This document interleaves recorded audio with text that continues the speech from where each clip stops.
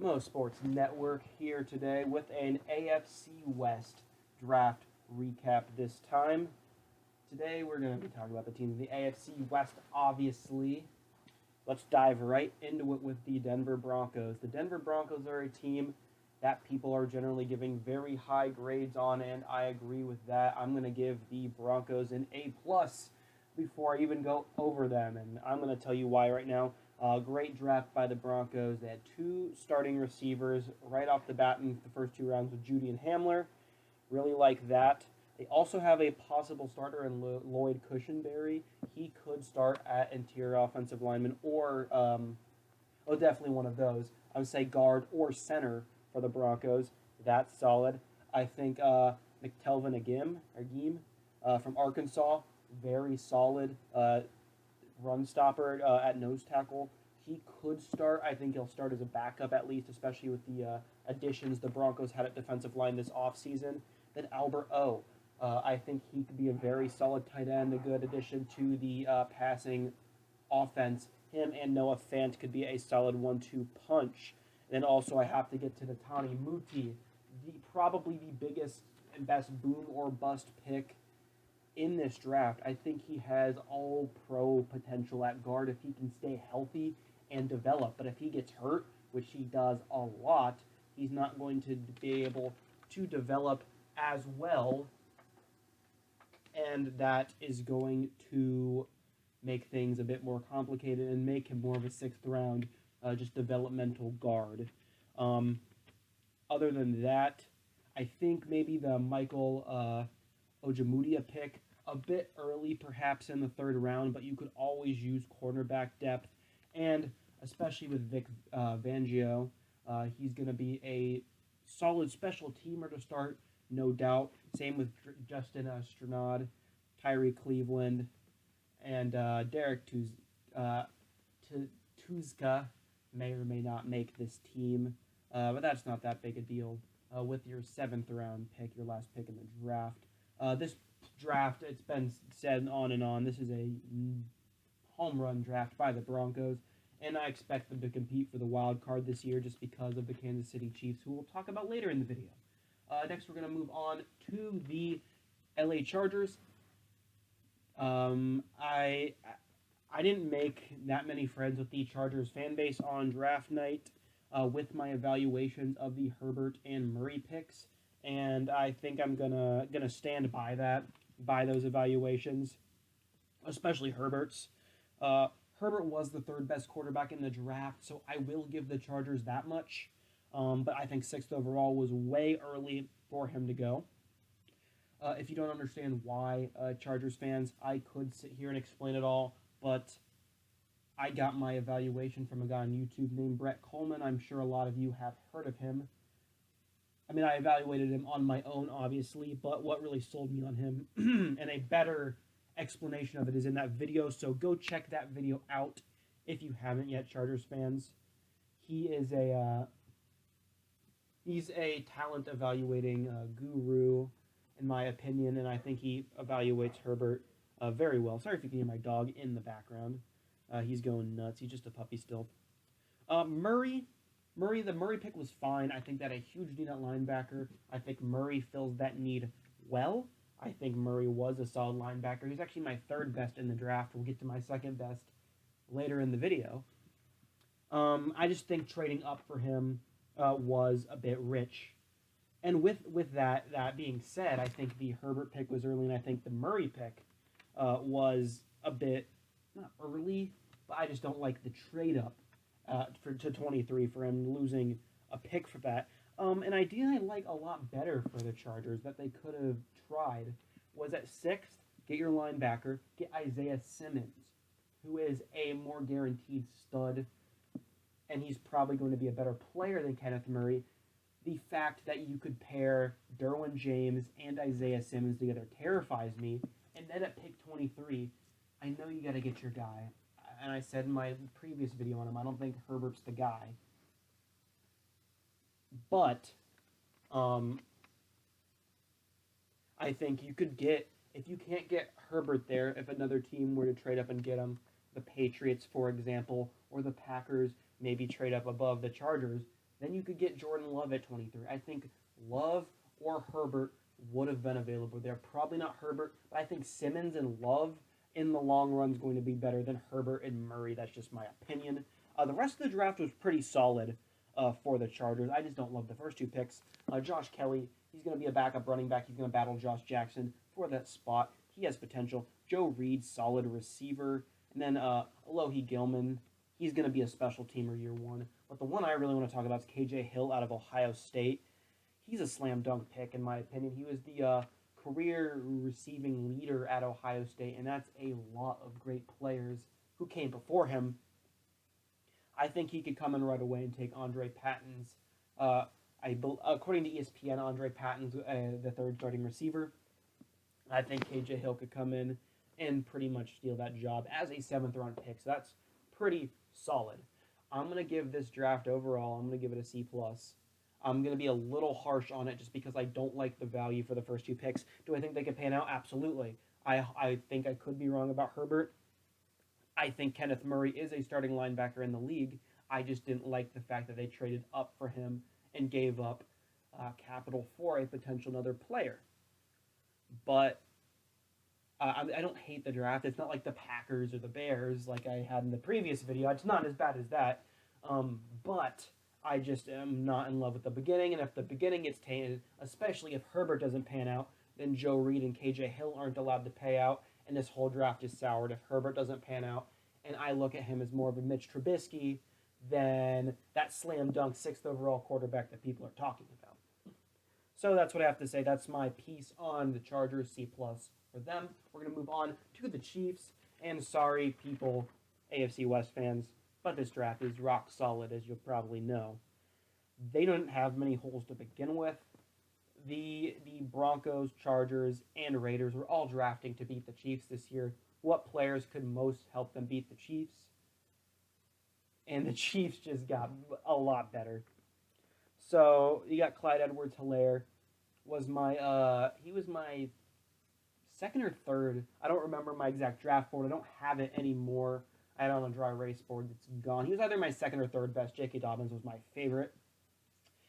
So he was running back is not ever really a need. Damian Williams is solid. He couldn't stay healthy all of the whole last season though. I think Clyde Edwards-Helaire is better than Damian Williams obviously to start, but if he gets hurt, if Damian Williams maybe starts the season as a starter, if Edwards-Helaire gets hurt, there's just assurance there. And I just think another weapon for Patrick Mahomes. Clyde Edwards-Helaire is a very solid receiving back, potentially even better than Dobbins. So that's that. Another weapon for Patrick Mahomes is horrified. Then Willie Gay is he's my second favorite player. Second favorite linebacker, rather, in this draft over Kenneth Murray. I just think, and I understand why he went later. I think he'd be a first-round pick if it weren't for a lot of the problems he did. He punched the backup quarterback, I understand, and he also cheated in chemistry, which I think I'm going to hold that comment. He was a Cardinal Jones. He didn't come to play school. I just think pound for pound, watching him, he is the second best linebacker, or I guess the third best. I keep forgetting Isaiah Simmons. Isaiah Simmons is just a freak. That's his position. He'd be the third best linebacker in that case. If you want to address Simmons as a linebacker. I just really like Willie Gay, what he does.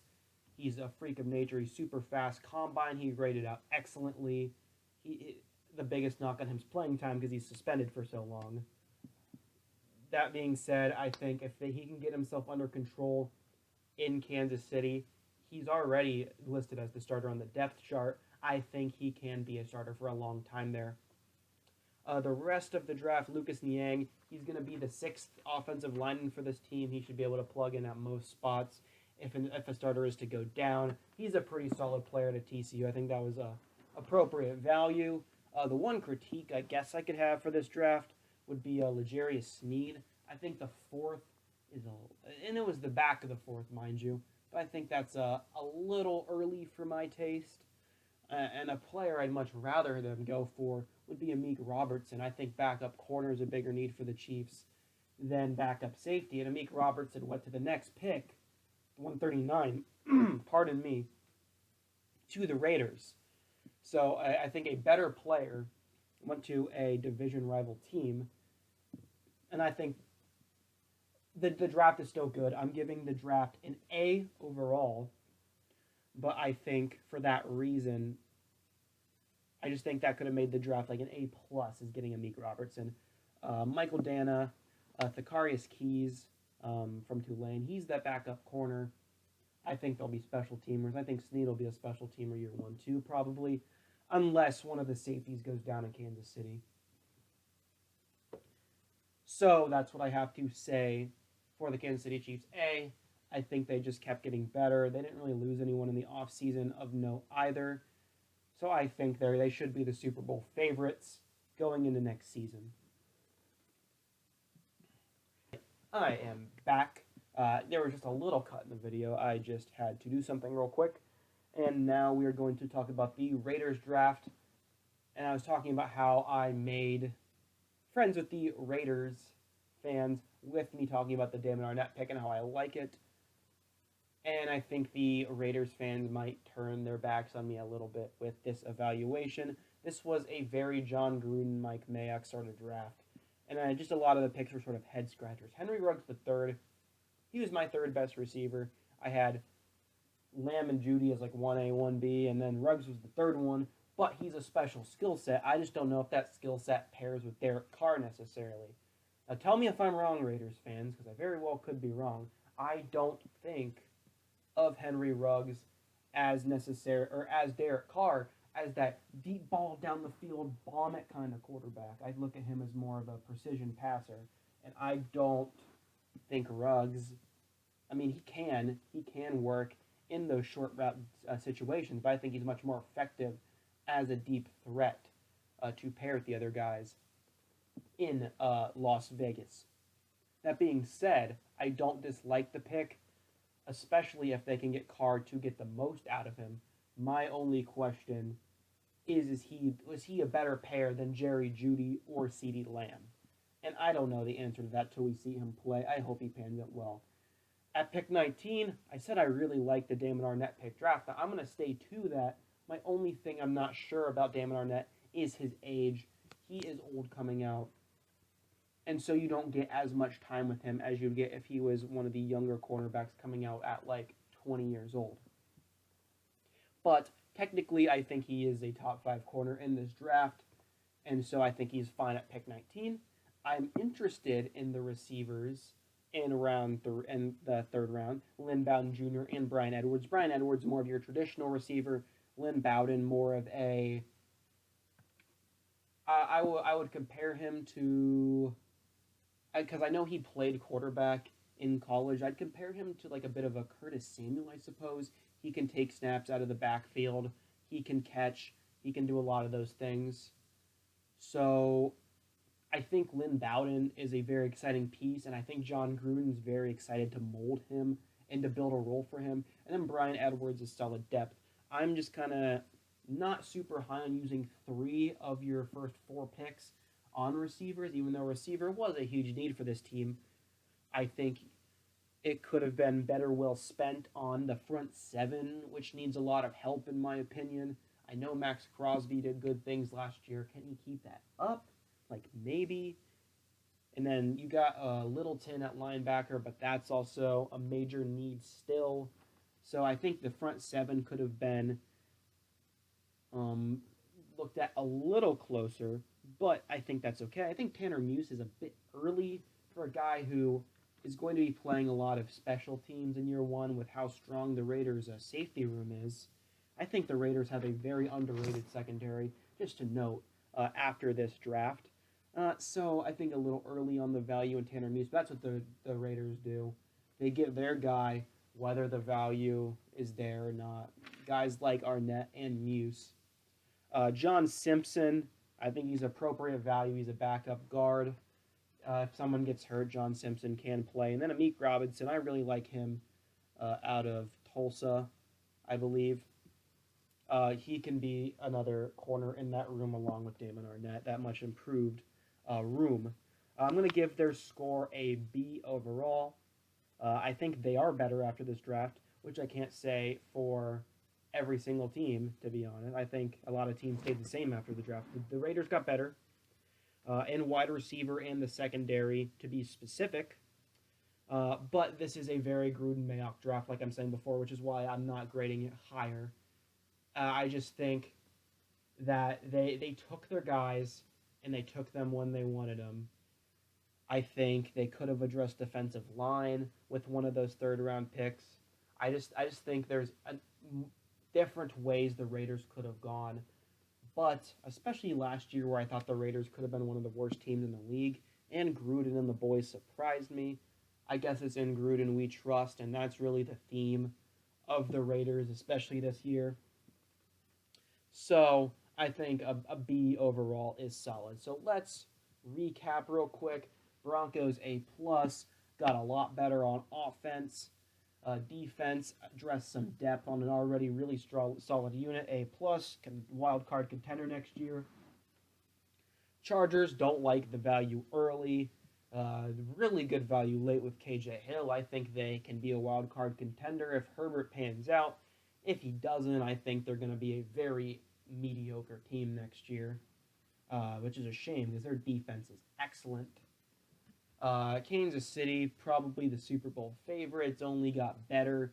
Had really solid first three picks and good depth in the last three. And then finally the Raiders. In Gruden we trust. It's a B. So that's all I have to say today for my AFC West draft grades. Hope you guys enjoyed. And the next one is going to be the NFC West, which you will have to tune in and see.